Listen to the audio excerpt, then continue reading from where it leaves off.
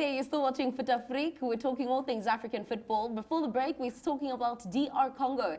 1974, the last time in which they lifted the Afcon title. Their first one was back in the year 1968. Sebastian, who was their head coach, a man all the way from France, tell me about him. What has he done, or what can he do that can better this team? Not what can he do? What has he done? Okay, that is the big thing. What he's done already, he's already done is unbelievable. Yeah, let's talk about that. Yeah. A man who also coached the Ugandan Cranes yesteryear.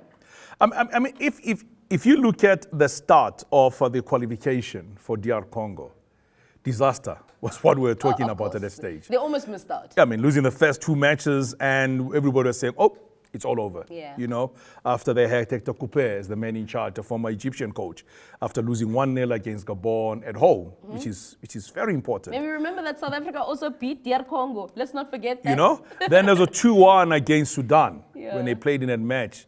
And the key thing was that when he was appointed to say, take over the team now because we're in trouble. He got in and got them 4 straight wins in the qualifiers for them to qualify for the tournament proper. So that's a big thing, you know. So he comes in here. If you look at his record now as of the end of December, 6 wins, 3 losses, and 2 draws since he's taken over. But what is very important also is that he has somehow brought in something different, because this is a man that's traveled around the continent. Yeah. From the pyramids of this world, Uganda, you know, so No he's been to stranger to Wydad, he's been there, Saoura, he's been there as well. So he has a massive understanding of African football and the culture. And also what I always say to people is that when you have a coach that speaks the language, it works much better. You know, they speak French. Yeah. So he's, and s'il vous plaît, you know, everything else. Everything just goes very well. So, you know, I'm looking forward to see what's going to happen. But I also, they have a very good team. I mean, when you talk about DR Congo in particular and look at the current crop they have, they've exported a lot of players as well. On top of having star players within their own country, they've exported a lot of players, which is what is important. I mean, for me, Sitri Bakambu is always going to come in as a very good player for them. Chanel Mbemba is a key player for them as well. How well will they do? Because the 1974 story, a lot of Zambians are not happy with that. That's the last time they won the Afcon. Remember, played a 2-2 draw. It was played in Egypt. After the 2-2 draw, they went on to play the second match, where it was Pierre Mulambo actually scored a brace. Both matches, he scored 4 goals over the two, because there were no penalties way back in the days.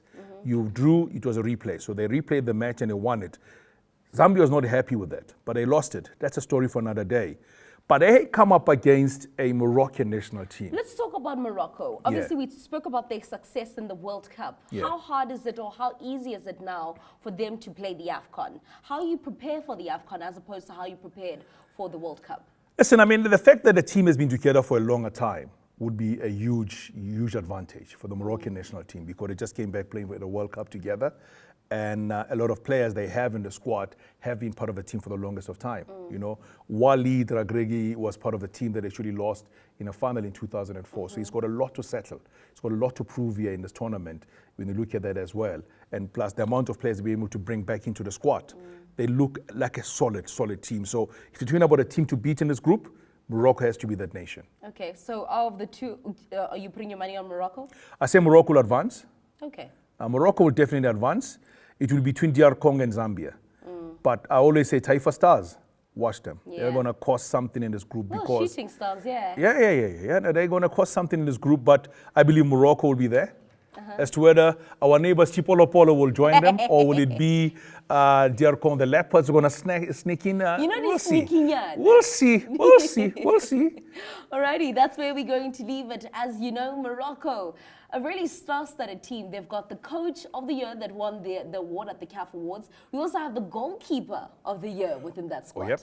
So, a lot at stake for Morocco. They're the team to beat. They did exceptional at the FIFA World Cup. The big question is, can they dominate the African continent?